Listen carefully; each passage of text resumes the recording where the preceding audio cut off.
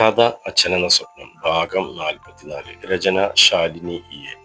നദി തുറന്ന വാതിൽ അപ്പോ തന്നെ അടച്ചു. പിന്നെ വാതിൽ മൃദുവായി തട്ടി. ആരടാ പുറത്ത്? തന്റെ മേൽ കാൽ കയറ്റി വെച്ചവനെ ഒന്ന് തട്ടിക്കൊണ്ട് കാർത്തി ചോദിച്ചു. എനിക്കറിയില്ല. ഒന്ന് പോയി നോക്കടാ. പിന്നെ എനിക്കിങ്ങ് വയ്യ. നിന്റെ റൂമല്ലേ, നീ തന്നെ തുറക്ക്. എങ്കിൽ എന്റെ റൂമിൽ നിന്ന് ഇറങ്ങിപ്പോടാ. പോയി, ഇന്നത്തെ ദിവസം ഫുള്ളും പോയി.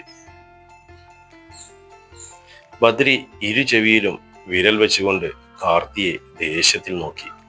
കാർത്തിയും അവനെ ദേഷ്യത്തിൽ നോക്കിക്കൊണ്ട് ബെഡിൽ നിന്നും എഴുന്നേറ്റ് വാതിലിന് നേർക്ക് നടന്നു. വാതിൽ തുറന്നതും പുറത്തു നിൽക്കുന്ന ആളെ കണ്ട് കാർത്തിയുടെ കണ്ണുകൾ ഒന്ന് വിടർന്നു. അടുത്ത നിമിഷം കപടഗൗരവം കൊണ്ട് അവൻ സ്വയം മുഖത്തൊരു ആവരണമിട്ടു. എന്തു വേണം? ആ ചോദ്യത്തിൽ തന്നെ നദി പേടിയാൽ ഉമിനീരിറക്കിപ്പോയി. അത് ഞാൻ അവൾക്കൊന്നും പറയാൻ കിട്ടുന്നില്ലായിരുന്നു. നീ കൊച്ചിനെ വിറപ്പിക്കാതെ അകത്തേക്ക് വിളിക്കടാ. ബെഡിൽ കിടന്നുകൊണ്ട് തന്നെ ബദ്രി വിളിച്ചു പറഞ്ഞു. വാ. കാർത്തി വാതിലിന് മുന്നിൽ നിന്ന് മാറി കൊടുത്തതും അവൾ ഉള്ളിലേക്ക് കയറി. അകത്ത് ബദ്രിയുള്ളത് അവൾക്കൊരു ആശ്വാസമായിരുന്നു. ഇരിക്ക്. കാർത്തി കസേരയിലേക്ക് വിരൽ ചൂണ്ടി. വേണ്ട, ഇരിക്കടി അവിടെ. നദി പെട്ടെന്ന് തന്നെ സീറ്റിലേക്ക് ഇരുന്നു. അവളുടെ മിഴികൾ ദയനീയതയോടെ ബദ്രിയുടെ നേർക്ക് നീണ്ടു. അവൻ സാരമില്ലെന്ന് ഇരു കണ്ണും ചിമ്മി കാണിച്ചു. ഇനി എന്താ നിനക്ക് പറയാനുള്ളത്? ഗൗരവത്തോടെയുള്ള ആ ചോദ്യത്തിൽ പറയാൻ വന്നതെല്ലാം നദി മറന്നുപോയി. അത് പിന്നെ ഒന്നുമില്ല, ഞാൻ എല്ലാവർക്കും വെറുതെ കയറി ഇറങ്ങാൻ എന്റെ റൂമിന്റെ വാതിൽ ഞാൻ തുറന്നിട്ടിട്ടില്ല. നദി മറുപടിയൊന്നും പറയാതെ തലകുനിച്ചിരുന്നു. ഉറങ്ങിക്കിടക്കുന്നവരെ വിളിച്ചു നിർത്തിയിട്ട് ഇപ്പോ നിനക്കൊന്നും പറയാനില്ലേ? അവന്റെ ചോദ്യത്തിൽ നദിയുടെ കണ്ണുകൾ നിറഞ്ഞു തുളുമ്പി. അത് കാണവേ കാർത്തിക് തന്റെ ഹൃദയം മുറിയുന്നതായി തോന്നി. ബദ്രി വേഗം എഴുന്നേറ്റ് അവളുടെ അടുത്തേക്ക് ചെന്നു. നിനക്കെന്താടാ, കൊച്ചിനെ കരയിക്കുന്നോ?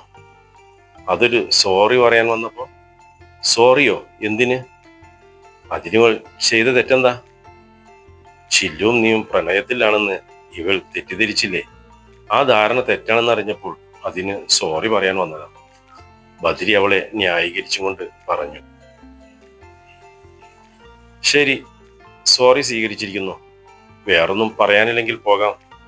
അത് കേട്ടതും നദി പെട്ടെന്ന് ചാടി എഴുന്നേറ്റു. ആരെയും നോക്കാതെ പുറത്തേക്കൊരു കുതിപ്പായിരുന്നു. അവരുടെ നിറഞ്ഞു നിന്ന കണ്ണുകൾ പൊട്ടിയൊഴുകുന്നത് ആ നിമിഷം കാർത്തി വ്യക്തമായി കണ്ടു. അവന് സഹിക്കാൻ പറ്റാത്ത വേദന തോന്നി. അതിനെ കരയിപ്പിച്ചപ്പോൾ നിനക്ക് സമാധാനമായോ?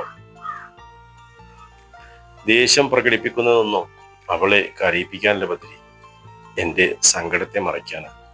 അവളുടെ മുൻപിൽ ഞാൻ തീർത്തും ബലഹീനനായി പോകുമെന്ന് തോന്നുമ്പോൾ ഞാൻ വെറുതെ എടുത്തിടുന്ന ഒരു ആവരണം മാത്രമാണ് ദേഷ്യം. പറയുമ്പോൾ അവന്റെ മിഴികളും നിറഞ്ഞിരുന്നു. ഇങ്ങനെ ഇടയ്ക്കിടെ ദേഷ്യത്തിന്റെ ആവരണം എടുത്ത് ഇടുമ്പോൾ അവൾ പിന്നെ നിന്റെ അടുത്തേക്ക് തീരെ വരാതെയാകും. അത് വേണോ? മനസ്സൊന്ന് പിടഞ്ഞെങ്കിലും അവന്റെ മുഖത്ത് ഒരു ഉറച്ച നിലപാടുണ്ടായിരുന്നു. ഇതുപോലെ തന്നെ മുൻപോട്ട് പോകട്ടെ എന്നവൾ ആരും പറയാതെ തന്നെ മനസ്സിലാകും. അവൾക്ക് എന്നിൽ നിന്നോ എനിക്ക് അവളിൽ നിന്നോ പിണങ്ങി അകന്നു പോകാൻ ഈ ജന്മം കഴിയില്ല ബദ്രി. അവളുടെ മനസ്സ് അവൾ പോലും അറിയാതെ ഞാനുമായി കണക്റ്റാണ്. അതുകൊണ്ടാണ് ഞാൻ വഴക്ക് പറയുമ്പോൾ അവളുടെ മനസ്സ് വേദനിക്കുന്നത്, കണ്ണുകൾ നിറയുന്നത്. ബദ്രി അതിന് മറുപടിയൊന്നും പറഞ്ഞില്ല. നീ റെഡിയല്ലേ? ഞാൻ ഇന്നലെ പറഞ്ഞതൊന്നും നീ മറന്നിട്ടില്ലല്ലോ? ഓഫീസിൽ പോയതിനു ശേഷം നമുക്ക് അവിടെ നിന്നും പാലക്കാട്ടേക്ക് പോകാം. ഞാൻ റെഡിയാണ്. കാലത്ത് കുളിച്ചതാണെങ്കിലും ഇവിടെ വന്ന് കിടന്നുറങ്ങിയില്ലേ? ഒന്നുകൂടി കുളിക്കണം. നദി ഇന്ന് കോളേജിൽ പോകുന്നില്ല, ബാങ്ക് അക്കൗണ്ട് എടുക്കണമെന്ന് അച്ഛൻ ഇന്നലെ പറഞ്ഞിരുന്നു. നമ്മൾ പോകുമ്പോൾ അവളെയും കൂടെ കാറിൽ കയറ്റാം. അതിന് മറുപടിയായി ഒന്ന് മൂടിയിട്ട് കാർത്തി വാഷ്റൂമിലേക്ക് കയറിപ്പോയി. കാർത്തിയുടെ റൂമിൽ നിന്നും ഓടിയിറങ്ങി വന്ന നദി ഹോളിലെ സ്റ്റെയർകേസ് ചാരി നിന്ന് മുഖം പൊത്തിക്കരഞ്ഞു. എത്രയോ വേണ്ടപ്പെട്ട ഒരാൾ വഴക്കു പറഞ്ഞ ഫീൽ ആയിരുന്നു അവളുടെ ഉള്ളിൽ. ജനിച്ചിട്ട് ഇന്നേ വരെ അമ്മയിൽ നിന്ന് പോലും വഴക്ക് കേൾക്കേണ്ടി വന്നിട്ടില്ല. സ്റ്റെയർകേസ് ഇറങ്ങി വന്ന മഹാദേവനും കിച്ചണിൽ നിന്ന് ഹോളിലേക്ക് വന്ന രാമേട്ടനും നദി കരയുന്നത് കൊണ്ട് വല്ലാതെയായി. മഹാദേവൻ ഓടിയാണ് സ്റ്റെയർകേസ് ഇറങ്ങിയത്. എന്താ മോളെ, എന്തു പറ്റി? എന്തിനാ കരയുന്നത്? മഹാദേവൻ അവളുടെ മുഖം തെല്ലുയർത്തിക്കൊണ്ട് ചോദിച്ചു. ഏയ് ഒന്നുമില്ല, വെറുതെ. താൻ കരയുന്നത് മറ്റുള്ളവർ കണ്ടല്ലോ എന്ന ജാള്യതയായിരുന്നു അവൾക്ക്. വെറുതെ കരയാൻ ആർക്കെങ്കിലും വട്ടുണ്ടോ കുഞ്ഞെ? അടുത്തേക്ക് വന്ന രാമേട്ടൻ ചോദിച്ചു. കുട്ടിക്ക് തലവേദനിക്കുന്നുണ്ടാവും രാമേട്ട, കഴിക്കാൻ എന്തെങ്കിലും എടുത്തു വെക്ക്. വയറ്റിലേക്ക് ഒന്നും ചെല്ലുന്നില്ലെങ്കിലും തലവേദനിക്കും. അയാൾ നദിയെ ചേർത്ത് പിടിച്ചുകൊണ്ട് ഡൈനിങ് ഹാളിലേക്ക് നടന്നു. നദി അങ്ങനെയല്ലെന്നും തിരുത്താനും പോയില്ല. തിരുത്തിയാൽ പിന്നെ നടന്ന കാര്യങ്ങൾ എല്ലാം പറയേണ്ടി വരും. കൈ കഴുകി ഊൺമേശക്കരികിൽ വന്നിരിക്കുമ്പോൾ ഉള്ളിലെ സങ്കടം മാറ്റി സന്തോഷം നിറക്കാൻ അവൾ പരിശ്രമിക്കുന്നുണ്ടായിരുന്നു. വിഭവങ്ങൾ മേശപ്പുറത്ത് നിറഞ്ഞപ്പോൾ അവളുടെ കണ്ണും മനസ്സും ഒന്ന് വികസിച്ചു. നദിക്കിഷ്ടമുള്ള പൂരി മസാലയും സാമ്പാറും ചമ്മന്തിയുമായിരുന്നു വിഭവങ്ങൾ. ആഴ്ചയിൽ ഒരു ദിവസം അവൾക്കായി അമ്മയുണ്ടാക്കുന്ന സ്പെഷ്യൽ ഐറ്റം. മാറ്റിവെക്കാൻ ശ്രമിച്ചും കൊണ്ടിരുന്ന സങ്കടം പോയതിലും വേഗത്തിൽ തിരികെ വന്നു. നിറഞ്ഞ കണ്ണിലെ കണ്ണുനീർ ഭക്ഷണത്തിലേക്ക് ഇറ്റി വീഴുമ്പോഴും ഭക്ഷണം കഴിക്കുന്ന നദിയെ ആശ്ചര്യത്തോടെ നോക്കിയിരിക്കുകയാണ് മഹാദേവനും രാമേട്ടനും. കരയുമ്പോഴും ഭക്ഷണം കഴിക്കുന്ന ഒരാളെ അവരാദ്യമായി കാണുകയായിരുന്നു. മഹാദേവൻ അവളുടെ തോളിലേക്ക് കൈത്തലം അർപ്പിച്ചു. മോളെ, എന്തിനാ ഇത്ര സങ്കടം? കഴിച്ചും കൊണ്ട് തന്നെ അവൾ അയാളുടെ നേർക്ക് നോക്കി. മാഷിന് ഒഴിവുള്ളൊരു ദിവസം എന്നെ ഒന്ന് പുറത്തേക്ക് കൊണ്ടുപോകാമോ? മഹാദേവന്റെ മുഖത്ത് ആ നിമിഷം സങ്കടം നിറഞ്ഞ ഒരു പുഞ്ചിരി ഉണ്ടായി. കൊണ്ടുപോകാലോ, മോൾക്ക് എവിടെയാ പോകേണ്ടത്? ഒരു നിമിഷം പോലും ചിന്തിക്കേണ്ടിയിരുന്നില്ല അയാൾക്ക് അതിന് മറുപടി പറയാൻ. എവിടെ പോയാലും കുഴപ്പമില്ല, മാഷും ഞാനും മാത്രം മതി. എങ്കിൽ അടുത്ത സൺഡേ നമ്മുടെ റെക്കോർഡിംഗ് സ്റ്റുഡിയോയിൽ ഒന്ന് പോകാം, മതിയോ?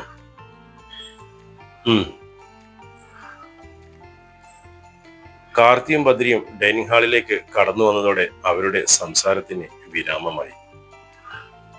ബ്രേക്ക്ഫാസ്റ്റ് കഴിക്കുമ്പോഴെല്ലാം കാർത്തിയുടെ കണ്ണുകൾ നദിയിലേക്ക് നീണ്ടുകൊണ്ടിരുന്നു. എന്നാൽ നദി അവനെ നോക്കിയതേയില്ല. അതിനിടയിൽ നദി ഇന്ന് കോളേജിൽ പോകുന്നില്ലെന്നും കാരണം ബാങ്ക് അക്കൗണ്ട് എടുക്കാനെന്നും ബദ്രി മഹാദേവനോട് പറഞ്ഞു. അക്കൗണ്ട് എടുക്കാനാണോ? എന്നാൽ ബാങ്കിലേക്ക് ഞാൻ കൊണ്ടുപോകാം. എന്നിട്ട് ഉച്ചയാകുമ്പോൾ ഓഫീസിലെത്തിയാൽ പോരെ? അതവൾക്ക് സ്വീകാര്യമായിരുന്നു. എന്നാൽ കാർത്തിക്ക് അതത്ര ദഹിച്ചില്ല. പക്ഷേ എതിർക്കാനും വയ്യ. എങ്കിൽ അതാണ് നല്ലത്, അങ്കിൽ തന്നെ ഓഫീസിൽ ആക്കുകയും ചെയ്യും. ഭക്ഷണത്തിന് ശേഷം കാർത്തിയും ബദ്രിയും യാത്ര പറഞ്ഞിറങ്ങി. മോളിരിക്കെ, ഞാനൊന്ന് ഫ്രഷായി വരാം, നദിയോട് പറഞ്ഞിട്ട് അയാൾ മുകളിലേക്ക് കയറിപ്പോയി. നദി കൈ കഴുകുന്നതിന് ശേഷം വീടൊക്കെ ഒന്ന് ചുറ്റിക്കാണാൻ തുടങ്ങി. കൂടെ രാമേട്ടനും കൂടി. പ്രത്യക്ഷാൽ യാമിനിയുടെ പോലെ അല്ലെങ്കിലും നദിയെ കണ്ടാൽ എവിടെയൊക്കെയോ യാമിനിയുടെ ഓർമ്മ വരുമായിരുന്നു. പതിഞ്ഞുള്ള നടത്തവും തീരെ പതിഞ്ഞ ശബ്ദവും, ചിരിക്കുമ്പോൾ ഇടത്തെ കവിളിൽ വിരിയുന്ന നുണക്കുഴിയും, നീണ്ടു ചുരുണ്ട മുടിയും, ഒതുങ്ങിയ ശരീരപ്രകൃതിയും, അങ്ങനെ പല പല സാമ്യങ്ങൾ. എല്ലായിടത്തും ചുറ്റിക്കറങ്ങി ഒടുവിൽ ഹാളിൽ തിരിച്ചെത്തി അവർ. രാമേട്ടാ. സോഫയിലേക്ക് ഇരുന്നു കൊണ്ട് ഹാളിലെ വാളിൽ തൂക്കിയിട്ട മഹാദേവന്റെ അച്ഛന്റെയും അമ്മയുടെയും ഫോട്ടോയിൽ പറ്റി പിടിച്ച പൊടി തുടക്കുകയായിരുന്നു രാമേട്ടനെ നോക്കി നദി വിളിച്ചു. പറഞ്ഞു മോളെ. ചെയ്യുന്ന പണിയിൽ ശ്രദ്ധ കേന്ദ്രീകരിച്ചുകൊണ്ട് അയാൾ പറഞ്ഞു. ഞാൻ ഈ വീടിനുള്ളിൽ എല്ലായിടവും കണ്ടു, ഒരുപാട് ഫോട്ടോസും കണ്ടു. പക്ഷേ കാർത്തി സാറിന്റെ അമ്മയുടെ ഫോട്ടോ മാത്രം കണ്ടില്ല. അവരുടെ ഫോട്ടോ മാത്രം ഇല്ലാത്തതെന്താ? ഒരു നിമിഷം രാമേട്ടന്റെ ശ്രദ്ധ ഒന്ന് പാളി. കൈകൾ വിറച്ചു. ആണിയിൽ നിന്നും ഫോട്ടോ അടർന്നു അത് നിലത്തേക്ക് പതിക്കുന്നതിന് മുമ്പ് രാമേട്ടൻ ചാടി പിടിച്ചു കഴിഞ്ഞിരുന്നു. ഓ എന്റെ ദൈവമേ, ഇതിപ്പോ തന്നെ പൊട്ടിപ്പോകുമായിരുന്നല്ലോ. അയാൾ അതും കൈപിടിച്ച് ആശ്വാസത്തോടെ ഒന്ന് നിശ്വസിച്ചു. പിന്നെ പതിയെ ആ ആണിയിലേക്ക് തന്നെ കൊളുത്തി വെച്ചു. രാമേട്ടൻ പറഞ്ഞില്ലല്ലോ. അയാൾ ഫോട്ടോ യഥാസ്ഥാനത്ത് വെച്ച് രണ്ട് കൈ ഒന്ന് കൊട്ടിക്കുടഞ്ഞുകൊണ്ട് നദിയുടെ അരികിൽ വന്നിരുന്നു. ആ സമയമൊക്കെയും എന്താണ് മറുപടി പറയേണ്ടത് എന്ന് ആലോചിക്കുകയായിരുന്നു അയാൾ. കാർത്തികുഞ്ഞിന്റെ അമ്മയ്ക്ക് ഫോട്ടോ എടുക്കുന്നതൊന്നും ഇഷ്ടമല്ലായിരുന്നു. അതുകൊണ്ട് കുഞ്ഞു പോയപ്പോൾ ഫ്രെയിം ചെയ്ത് വെക്കാൻ ഒരു ഫോട്ടോ ഇല്ലാതെ പോയി. പലർക്കും പല ഇഷ്ടങ്ങളല്ലേ മോളെ. കാർത്തി സാറിന്റെ അമ്മ സുന്ദരിയായിരുന്നു. ആരെ പോലെയായിരുന്നു? സാറിനെ പോലെ ആയിരുന്നോ? കാർത്തികുഞ്ഞ് കൂടുതലും മഹിക്കുഞ്ഞിനെ പോലെ ആയിരുന്നു. ചോദിക്കുന്നതിനുള്ള മറുപടി മാത്രം പറഞ്ഞതല്ലാതെ രാമേട്ടൻ കൂടുതലൊന്നും പറഞ്ഞില്ല. അപ്പോഴേക്കും മഹാദേവൻ റെഡിയായി വന്നിരുന്നു. രാമേട്ടനോട് യാത്ര പറഞ്ഞ് നദി മഹാദേവന്റെ ഒപ്പം കാറിലേക്ക് കയറുമ്പോൾ രാമേട്ടൻ ആശ്വാസത്തോടെ നെഞ്ചത്ത് കൈവച്ചിരുന്നു. ചോദ്യാവലിയിൽ നിന്നും രക്ഷപ്പെട്ട ആശ്വാസം. ആ സമയം കാർത്തിയുടെ കാർ പാലക്കാട്ടേക്ക് കുതിച്ചുകൊണ്ടിരുന്നു. ഭരതനങ്കിളിനെ കണ്ടാൽ ചോദിക്കാനുള്ള ചോദ്യങ്ങളെല്ലാം അവൻ മനസ്സിൽ സെറ്റ് ചെയ്ത് വെച്ചിരുന്നു. തുടരും കഥയുടെ അടുത്ത ഭാഗം നാളെ ഇതേ സമയം.